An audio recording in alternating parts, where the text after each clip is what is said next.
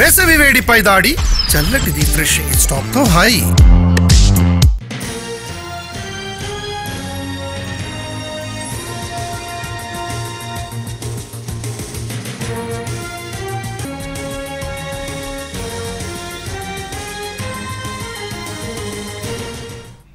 IndiGo విమానానికి పెను ప్రమాదం తప్పింది. చెన్నై నుంచి హైదరాబాద్ బయలుదేరిన విమానంలో ఇంజన్లో సమస్య వచ్చింది.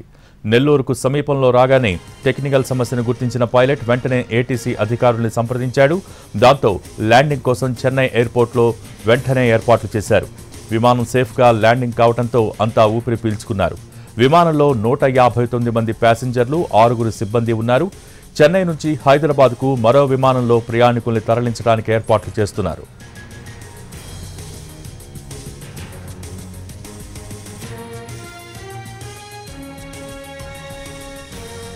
ఇండిగో విమానానికి పెను ప్రమాదం తప్పింది. చెన్నై నుంచి హైదరాబాద్ బయలుదేరిన విమానంలో ఇంజన్లో సమస్య వచ్చింది.